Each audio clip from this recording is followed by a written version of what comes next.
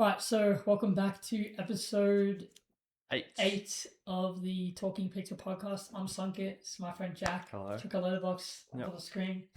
And yeah, before we started, a little bit of a Incident. issue with the milk today. We brought the milk back. I think that's in frame, but there's like a trail of it's all over the We had a bit ground, of a so too. spillage because of this guy. Actually, it was him. He No. basically knocked me into the table, and then I don't remember it happening like that. it so. happened 5 minutes ago. Okay. But yeah, Yeah. So got the milk back just for you. yeah. Anyway, we're gonna get straight into it. We got some decent stuff today. Invincible's over, so we unfortunately don't have anything for Invincible yet. Unless Breaks we my can. heart. Actually, we think could of some talk other about it stuff. because you finished the comics. That is true. I have actually. We can do that on another episode though. Yeah, but, we'll we save can it for actually another talk episode, about it but now. yeah, I actually have. I grinded through that since the last episode, and I finished all the comics. Anyway, we'll get straight into it. So we're gonna start with Daredevil Born Again, episode 7, penultimate episode here. Right? Yeah. Yeah. All right. So thoughts? Pretty solid. I think I would give it like a 7 out of 10. Yeah, I don't know if you'd agree with that. I'm but, probably with that too. Yeah, non-spoiler wise, a lot of stuff goes down, but I do feel like a bit underwhelmed. I feel like I would agree. leading up to the finale, I don't think it really sets up too much. Too well. I think that the back half of the season has been a bit weak. Yeah, I agree. And I think underwhelming is the right phrase. I think they just haven't really set up too much, so I'm a bit worried for the finale. Yeah, I'm hoping it's a bit longer because they kind of need it to be. Like, because who knows? They haven't set up like a massive final fight or anything. I also think it's just been underwhelming. In for Jessica Jones, I would say especially, it's been really underwhelming. Her impact, total like 5 minutes. Her impact, yeah. First of all, screen time is nothing, but her impact on the show is nothing really. Almost non-existent. She's had nothing. The one scene she's come in with, which I mean, we can agree to disagree, but I'm pretty sure Matt could have taken those guys out himself. I reckon. It would have been very difficult. I don't think so. I think he's done more than that. I heard other people saying that too when I was reading online. Everyone was saying that she didn't even need to be there. And I agree. But yeah. So I don't know. We'll see. I mean, they're not really doing anything important there at all.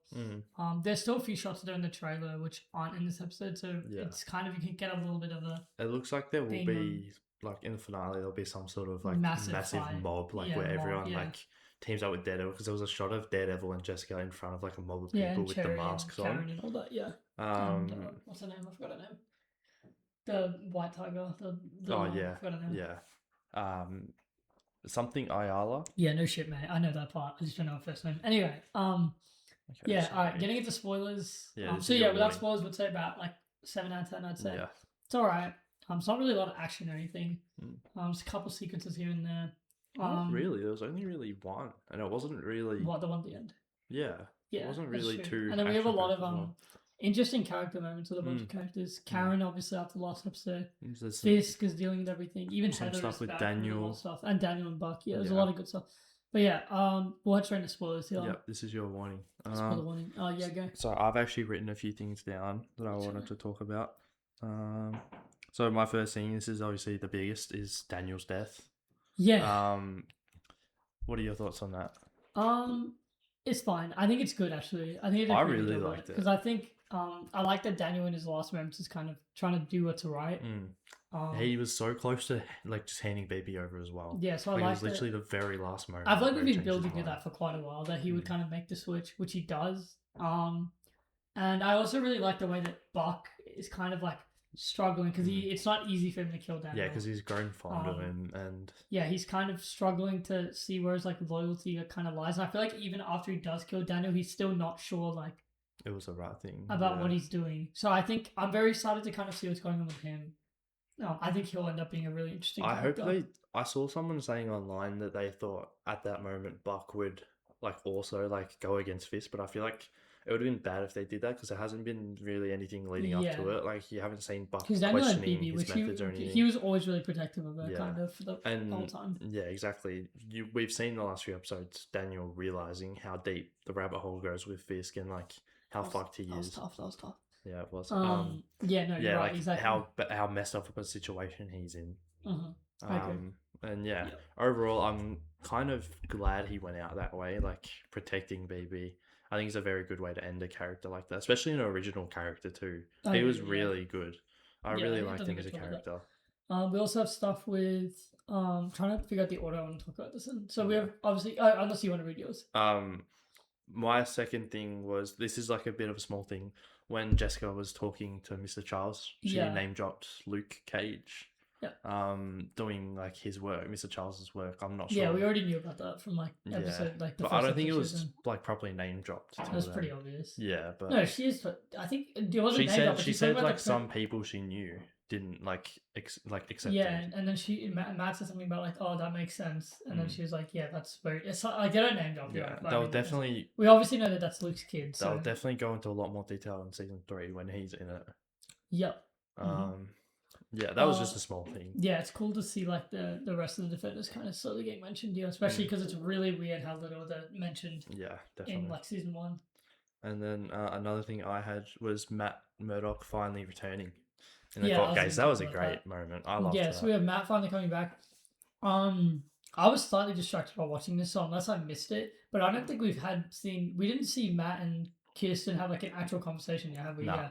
He just like I'm pretty sure Karen would have told her that Matt was coming in. Yeah, I'm still waiting for her to find out he's Daredevil. I think that'll happen in the finale. I would be shocked if she hasn't like sort of picked up on it. No, I don't think she. Bro, he's a blind man. Yeah, to be fair though, no one's picking up on that. If anyone would pick up on it, it should be Officer Powell, considering he literally got like his ass beat by a blind man, and then still hasn't figured out he's dead. So we're like 2 weeks away from his death because he's so dead in the special. He's praying to Frank Castle himself. My God. Yeah. So we have so that's a great scene. Even the score and everything. It's great. Exactly. It's great. Finally, seeing Matt coming back to the courtroom. Yeah, it's just good to see him being Matt Murdock again, because this whole season he's just been Daredevil. Honestly, not even a lot of Daredevil, to be honest. He's been focusing a lot more on the side characters, definitely. But yeah, so we finally get to see Matt's coming in to defend Karen, who's been caught at the end of the last episode. We also get to see a little encounter before this with Fisk and Karen. Oh yeah. And Fisk is not happy. Yeah, he's a bit insane. Yeah, he kind of chokes her a little and shit. It's really bit freaky. Yeah, just a little. Maybe that's something he did with Vanessa. He just wanted to reminisce in. But yeah, so that's an interesting little thing. There, we also have a scene which I really like with Heather and Karen. Yeah, where they're both kind of trying to fuck with each other. Yeah, they're both trying to fuck with each other. And then there was a really good shot in that scene where, like, in the background of like a shot of Heather, music in the back. I actually saw like some photos of like a set leak. Yes. I'm presuming it's Heather as like a lady muse or something. Yeah. I think that'll be season 3. I would imagine they would set it up in the like next episode. Like they'll show her putting on the mask or something. We'll see. I just want to know more of like. I feel like this hasn't been set up that well for me because it's like, well, I understand like she's having this PTSD thing, she's like struggling with like what happened to me, but I feel like we haven't really made the bridge kind of part where we've seen like her traumatic experience, and then we know that the outcome is going to be her probably putting on the mask and becoming mute. I feel like we haven't really had that bridge yet. Like, why is she having like these like? Because we see very clearly in this episode.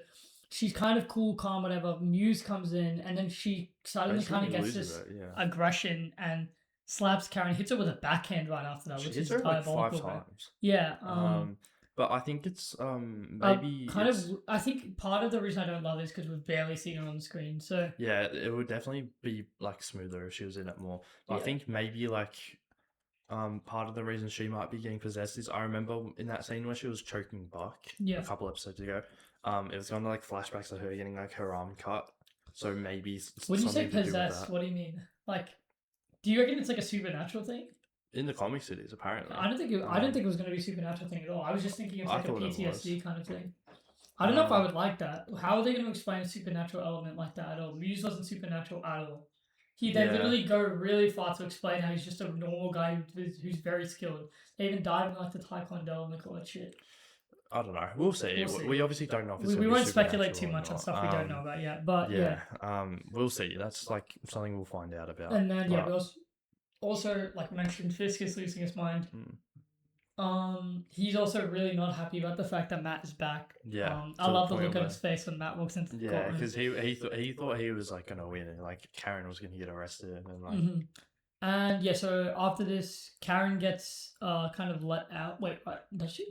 Yeah, by Brett. Yeah, like that's briefly, like Brett Mahoney, which is Like so briefly. good to see him back. Wait, she's still in Um, prison though, right? She was in jail. That was before the court case. Yeah, Gail. Yeah. Gail. Jail. Gail Weathers. Alright. Yeah, so good to see Brett yeah. Mahoney back. And then the episode ends with. I still don't know exactly how I feel about this. I'm not too fussed about it anymore. I think I'm liking it a bit more. But Matt lets Bullseye go and then tells Bullseye to protect the governor. Yeah. Who Fisk is now targeting because obviously the governor was friends with Vanessa.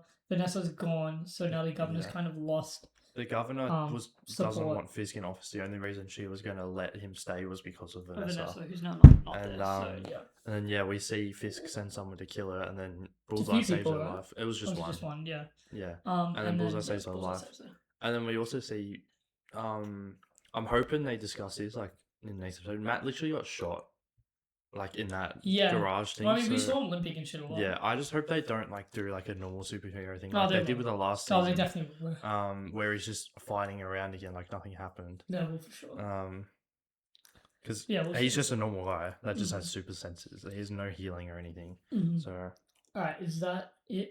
I think so. Yeah, I'm just really. My final thing is I'm just worried for this finale. Yeah, like, I don't know how I'm feeling about it. We'll see.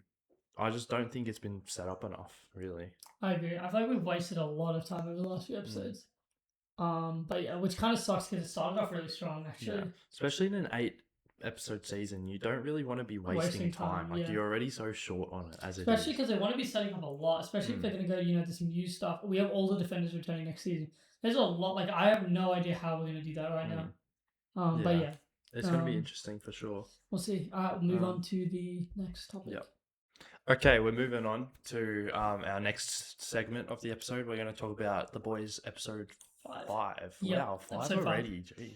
It's been going pretty quick. Wow. Yep. What were your thoughts on it? What would you rate it? Like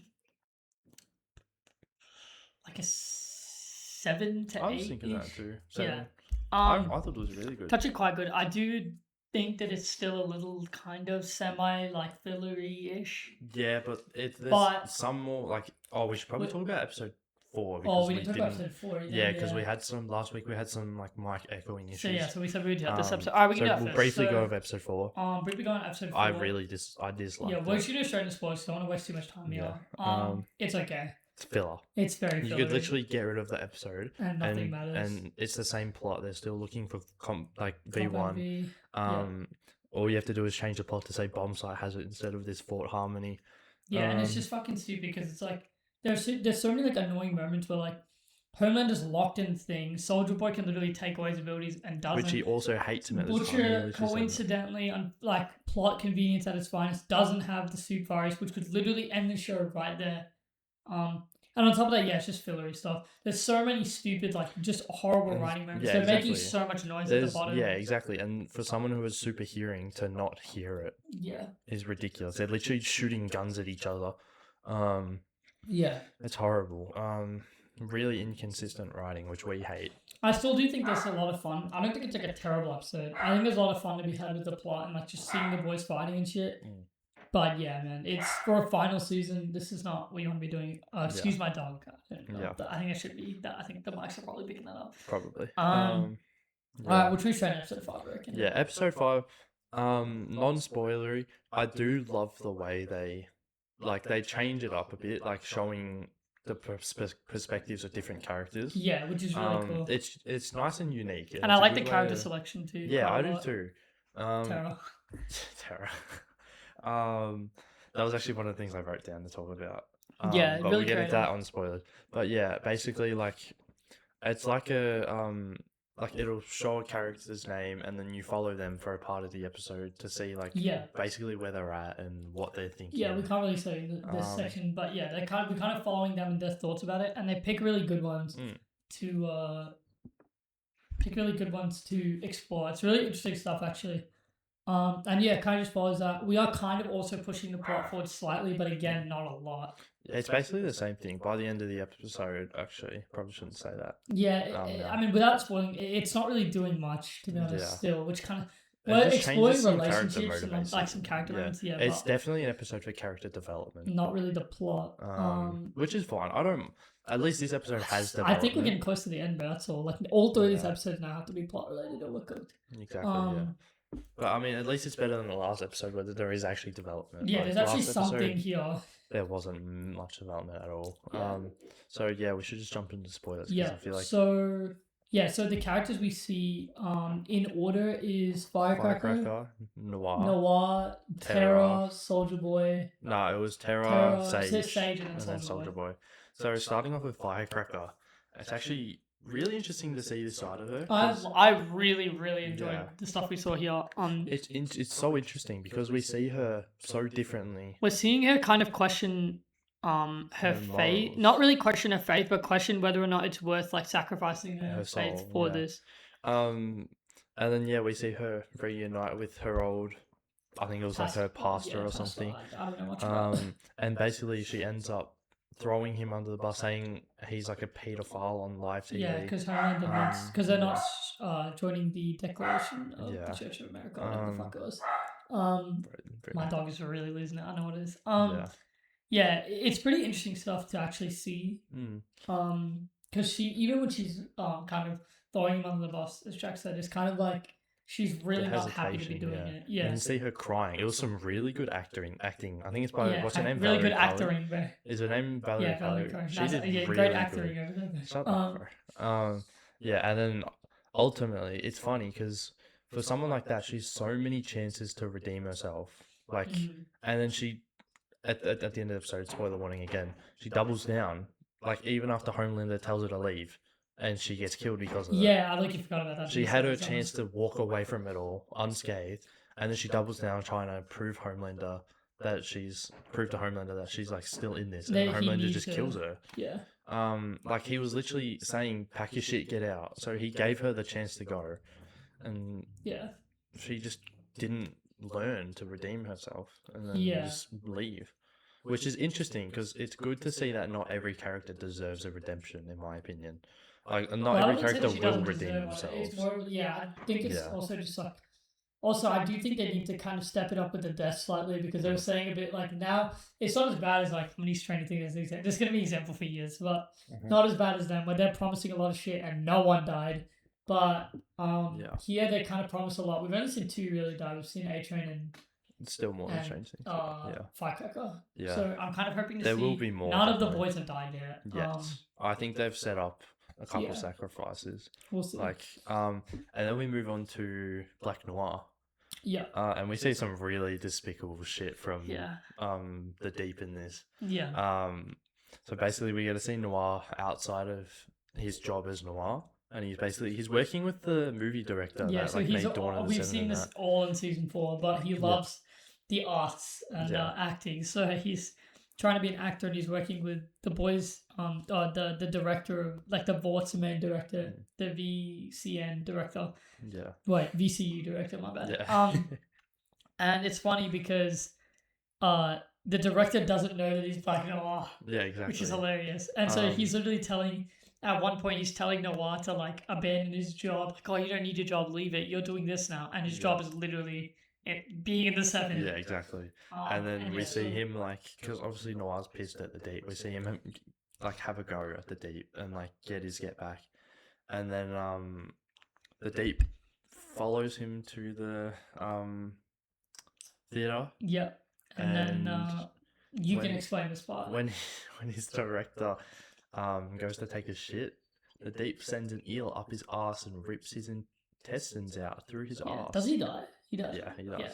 Which is not what I was expecting at all. Not the worst way to go. It just shows that even a character as funny as the Deep he's irredeemable. Out of most characters, I don't like. No, but he's cool though. He's funny. Like he's a great character, but he's a horrible. No, he's not that bad. But yeah, very interesting. Yeah. I think they've sort of set up Noir as well, like to flip. Yeah.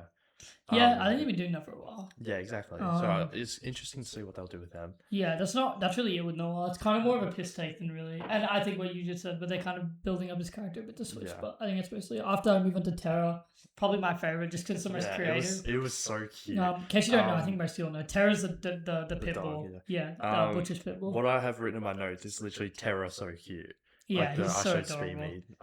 So we kind of get to see him, and we also get to see stuff through his POV, which is really creative. It's and it's really good because Terra's obviously like I think it's a smart choice because obviously the point isn't Terra. Obviously, the point is more that Terra's walking around the boys' compound, all that shit, learning more and we're seeing we're seeing the headspace of all the different people on the team through Terra, which is really creative, and I really like it. And we also get to see kind of so the main thing here conflict is between Butcher and Huey, where Huey wants some of the V1 to protect Annie and Kimiko and all that, and Butcher's saying like, no, we're using it as soon as we get it. We don't or we're getting rid of it as soon as we get it. We're not made a good risking point it. That, like, and then I'm pretty sure like I think it's cool. We kind of see Butcher's character change because like so Terra eats chocolate. Yeah, and he's kind of about to like kick the can, die, and they all work to, and they all work together to kind of save him, to make him like throw up and throw the chocolate out. And I think that kind of like sparks something in Butcher where like where like like you have to take care of the people you care about. And then he tells Huey right after that all right, you'll have a bit of time to do all that. But after that, it's nice to see some development, but I still feel like it's not enough for Butcher. Like. We'll see. I mean, he's already a redeemer. I think most of the people on that team are actually I would say just Butchers. I would say Butchers are one. I think. Yeah, I just think that it's nice because I think one thing the show has been suffering at a lot is like Butcher used to be really interesting because he would be like kind of on that line of like good and bad. Like I'm doing this for Beck, I'm doing this for Ryan, but there would be kind of like that thing where like that selfishness and all that, and we've kind of lost it ever since he got his abilities. It's kind of just been like he's a bad guy, and that's way less interesting than like. And now we're starting to move towards that thing where it's like he's not all bad, but there's like he's bad. Yeah. So it's interesting. I saw a prediction. Something related to that Terra thing. What do you think about Terra getting like some form of compound V, and he actually gets to fuck Homelander in the final episode? I would pay so much money to see that. No, wait, I didn't mean it. No, but now you made it. He made it weird. No, because there's if you watch the episode, there's a lot of moments where like Terra's like asleep and he's literally dreaming of fucking Homelander. Yeah, which is probably because of Butcher. It's just funny. And he's also fucking a Homelander like plushie. Oh yeah, the Homelander doll, which is probably why he's thinking of Homelander. But yeah, it's basically for Terra. There's a lot of good stuff there with Butcher and Huey. Then we move on to Sister Sage. Which is interesting. There isn't. I don't think there's that much to really be surprised about. We already. Jack might not know this, but from Gen V, we already know that Sister Sage doesn't really like Homelander and doesn't want to work with him. That's obvious. If anyone can't pick up on that. I mean, the whole thing of Gen V was her kind of trying to find someone to kill Homelander, get rid of Homelander. We do see she finally reveals her plan though, like what she's wanting to do, which is interesting. She basically wants everyone to die, supes and humans. So she can. So she tells Ashley that.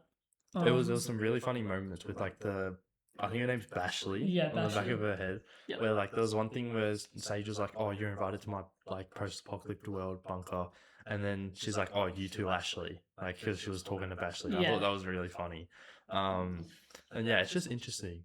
Yeah. And then we see her like hoping that Soldier Boy basically kills Homelander. Yeah, and then we move on to the final one. I mean, unless there's anything else to say, I just think that's it. Not really. Then we move on to Soldier Boy. We'll talk about this pretty quickly, but basically they end up going to LA because they find out that from Stan Edgar that Mr. Marathon, who knows bomb site's location is, or who knows where the V1 is. Yeah, they just say Stan tells him that Mr. Marathon in LA knows the location of V1, so they head down there. We see a bunch of cameos from a bunch of actors playing themselves. Kamuna and Johnny's there. I didn't say his name. Seth Rogen's there. The other guy from Supernatural. Obviously, we have the big three from Supernatural. We got Jensen Ackles, and I can't remember the other two names.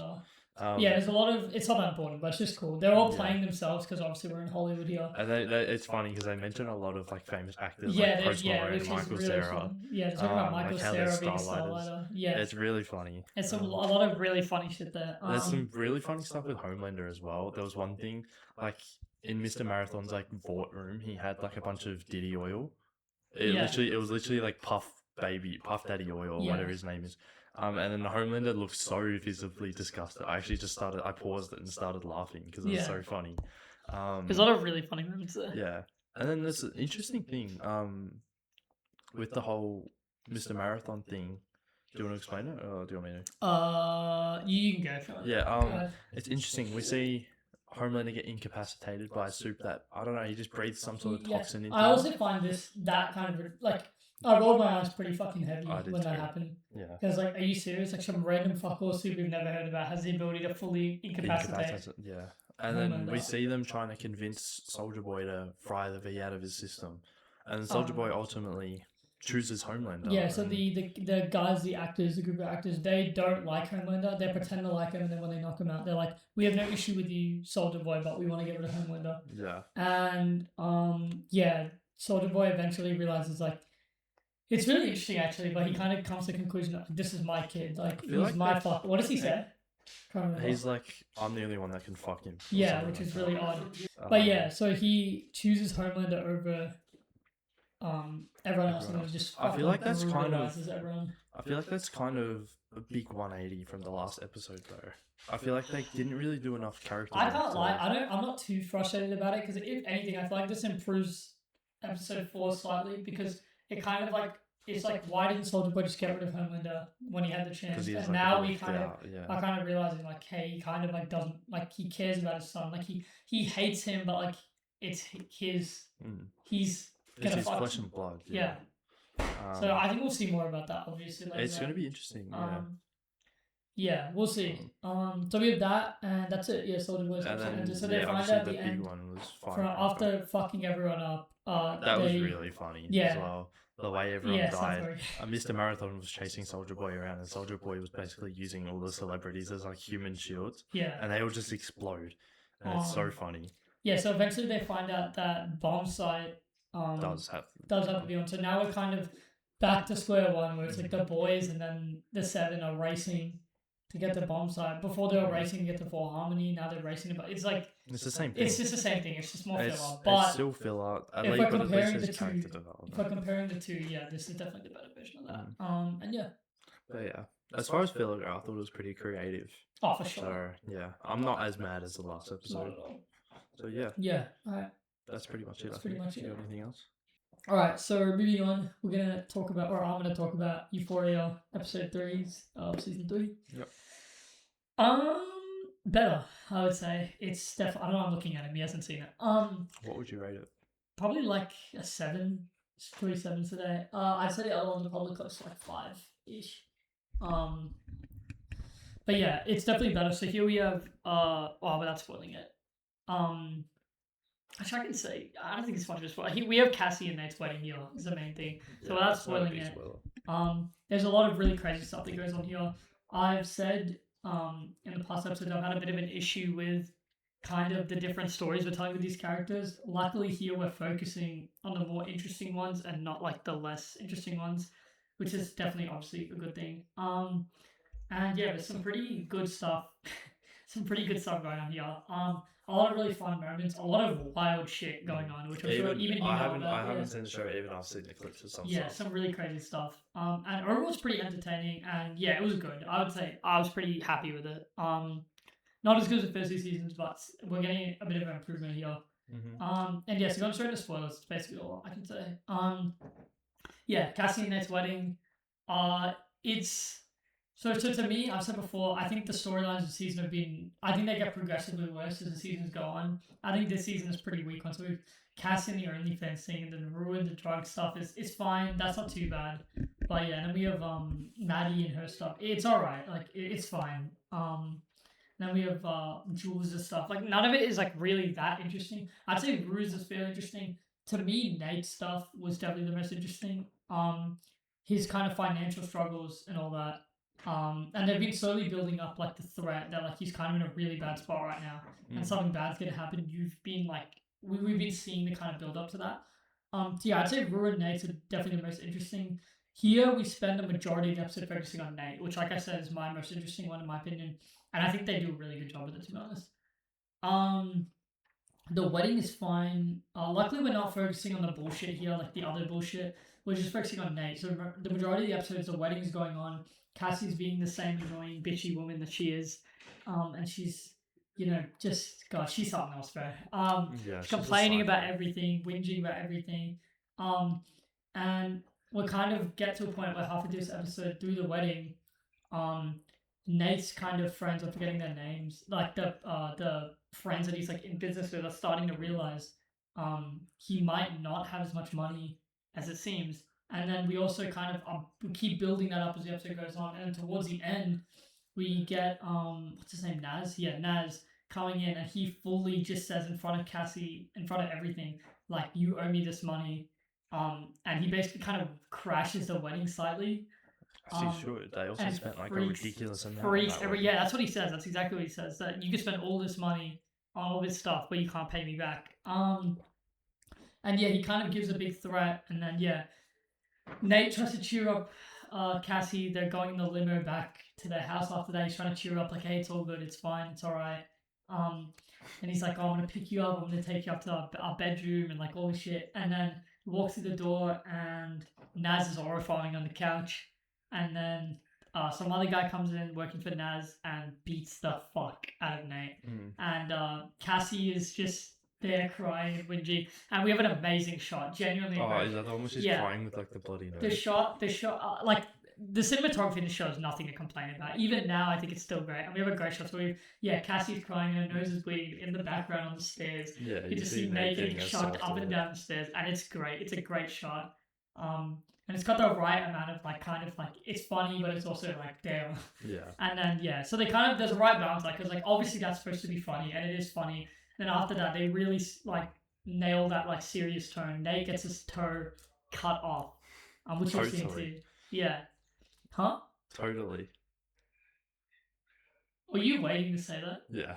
Okay, that's just that was a good one. I'll let it slide. But yeah, so. I'm insanely interested to see where this goes. Cassie is still so annoying, but I mean, Sydney Sweeney's actually doing a pretty great job at that role. I'm not gonna lie. And Jacob Elordi's doing great. I'm really impressed with him actually. He's doing such a good job at playing like that kind of, like especially when Naz is there, like during that like whole part of the wedding when he comes up, it's so good because you can see like Jacob Elordi's like doing such a good job at playing Nate, where it's like Nate is trying to be confident and like oh, I have your money, like, oh, it's all gonna be fine, but he's like literally about to like break down. And Jacob Elordi's doing an excellent job there. And then we also see obviously Maddie's at the wedding, Jules at the wedding, Rue's at the wedding, everyone's there. We're seeing all that, which is cool. We don't really focus on them much. Rue gets taken away from the wedding towards the end of the episode, and then she goes, and I can't remember exactly what she does. I'm actually like blanking. But she goes to Laurie with forgetting his name. Alamo? No, Alamo's the other guy. I can't remember. I'm forgetting his name. Everyone knows what I'm talking about. Ruined the guy, the aura farming guy who like the nonchalant. He's like the bro. If you watch it, he's like the most nonchalant I've ever seen in my life. They both go to Laurie and they deal with some of that stuff. Oh, is that with the parrot? Yes, that guy. The guy with the parrot. Okay, you've seen it. Yeah, so there's a whole thing with the parrot going on. Not really too much there, but we're setting it up kind of. And yeah, it's basically all to really say. There's some pretty solid stuff there. I'm just really enjoying like Nate's whole side of it. I think it's really interesting. And I kind of can't even believe I'm saying this, but like you almost feel bad for him. Which is crazy. It's just crazy for that because like the stuff he's done it's bad. And when I finished the first season, I was like, oh, he's bad, but like I don't think he's like too bad. Like I feel like he's redeemable. And then the second season was some fucked up shit, bro. I've heard he's apparently been pretty chill this season though. Like, he has, that's what I'm saying. He's been really good. He's actually been good this season. Like you genuinely feel bad for him, even with all the shit that Cassie's putting him through. And he's just trying really hard to provide. But bro, second season, there's been like a 6-year time jump, so it's like people change. But like, bro, he held Maddie at gunpoint and stuff in the second season. Yeah, it was bad. He broke into her house and held her at gunpoint. Like there was some fucked up shit. But yeah, so yeah, that's basically what I'm gonna say. I do like this episode definitely more than the first year. If we keep going this direction, it'll be a solid. Yeah. Could be a decent season, and not just dog shit. But yeah, Yeah. it's basically it. That's good. Yeah, we'll move right on. Yeah. It's got Another box office wheel. draft. Yeah, we got another box office draft. I want to spin it. We're gonna. All right, wait. We gotta shuffle a few times. We're gonna shuffle a few times. All right, Jack, you spin it. The year we're gonna be doing this episode is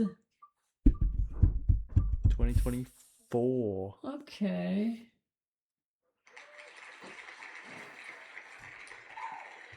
I low-key do not know what movies have come out Okay. that year, but 2024. All right. So we're gonna flip a coin now to decide who gets to go first. Do you want to call it or should I'll call. Okay. Tails never fails. That was the corniest show I've ever seen. All right. So he's going tails. I'm going heads. Fucking bitch. All right. So I will be going first. All right. We're gonna. So again, just to reset the rules, we're gonna Google a little bit so we can find out movies that released in 2024. We're not allowed to actually look at the box offices. Yeah. For the movies. And yeah, so I'm gonna go first. It's actually 2024 releases.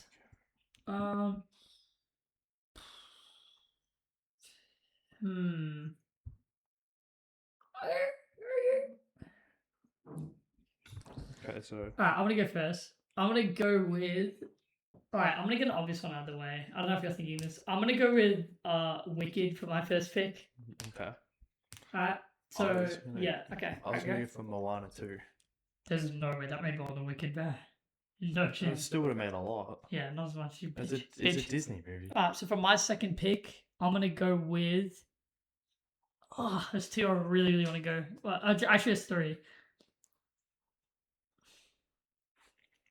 I'm gonna go with. I'm gonna go with. I'm just gonna do it. Alright, I'm gonna go with Inside Out 2 for my second pick. I was about to say that. I think it would have made a fucking fuck ton because I was literally about to say that. Alright. My second's gonna be Deadpool and Wolverine. Oh, shit. Okay. I think that was gonna be my next one. Alright, I'm gonna go with. There's two. I feel like one might have flopped really bad. So I'm just trying to think. Was it even this year? Let me just check. It was. Alright, I'm gonna go with Mufasa for my second pick. I kind of feel like it might have done shit because actually no, live action. I don't know. Lion King made a lot. I just feel like it didn't do too good. We'll see. Right, so that's my third. Wait, my third pick. Yeah, it is. Your third pick. See, I don't know how well this did in the box office. I'm just gonna say it. Dune Part 2. Oh, it's good. It did a good amount. Yeah, that's a fucking incredible movie. Okay. Ooh, okay. That's actually a really good one.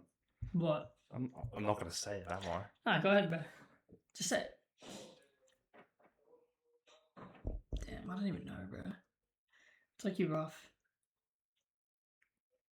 I feel like this might have flopped really bad, but they're so popular, so maybe not. Alright, Alright. I don't know. I think this might have flopped actually, because I went and saw it and I didn't really like it a lot, to be honest. But I'm gonna say, going off of the hype of the Minions movie. That's what I was. I'm gonna say Despicable Me 4. I was about to say. I feel like it might have done.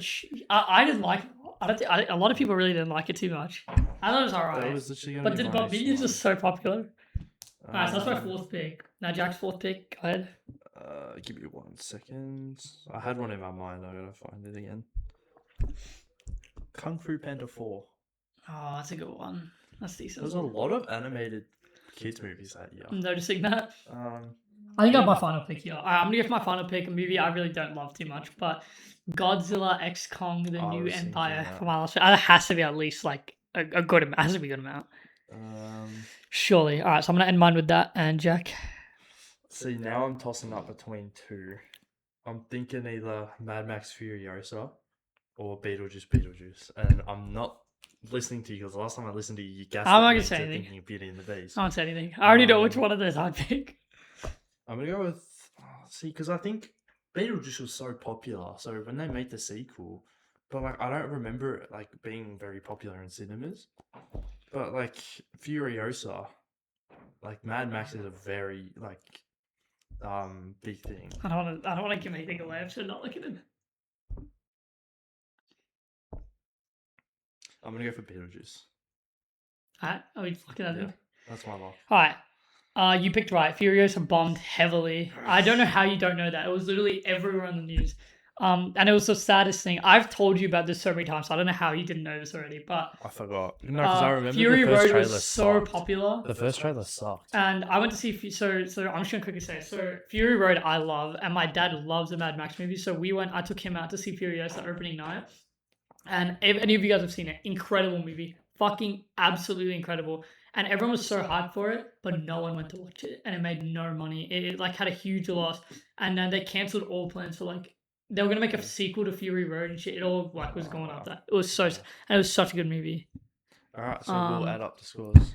We'll add up the scores and get back to you guys. Yeah. I think I'm pretty confident that I won that. I'm pretty confident. If you picked Furiosa, you would have been fucked. Yeah. All right, we'll start with yours. We'll get right back to you guys. Right, so we are back from tallying it. In case you can't tell by Jack's reaction. Actually, I won't spoil it. Alright, so we'll start with Jack's first. So we had Deadpool and Wolverine at 1.34 billion. Moana 2 at 1.1 billion. Beetlejuice at 452 million. Which is a shock to me. Kung Fu Panda 4 at 574 million. Oh, sorry, 547 million. And then Dune Part 2 at 714 million, which totals for $4.15 billion. It's a lot. Then I had Wicked at 758 million. Inside Out 2 at 1.7 billion, which I did not see coming. I'm so mad you got that first. Mufasa. Now thinking about it, I do remember hitting those numbers, so I don't know. I had Mufasa at 722 million. Despicable Me 4 at 972 million. And then Godzilla X Kong at 572 million. Which totals to? Which totals to 4.72 billion. I also just want to point out that my least grossing movie, Godzilla X Kong, was higher than 2 of his picks. Not trying to rub it in, but one by a good amount there. So now the draft. The drafts are going to be updated to what is the new record now? Let me take a look. I'm getting destroyed. The draft is 7-2. Oh, sorry, 6-2. 7-3. 6-2. Oh. No, because you won one, and then I was smashing it, and then we had to draw the last one. So Yeah. I did one to both. Okay. All right. I'm just shit apparently. 6-2. It's It's the same as 7-3 basically. But yeah. I think that's it for this episode. That is it for this episode. So thanks yeah. for watching. Thanks for watching. Feel free to like and subscribe. Yeah, like, we'll subscribe, put check our out the letterboxes boxes. back up again. Yeah. And we'll see you in the next episode. Yeah, we've got the TikTok down in the description too. Yeah. Make sure to check that out. That more. Yeah, that's all for this episode. All right, Yeah. bye.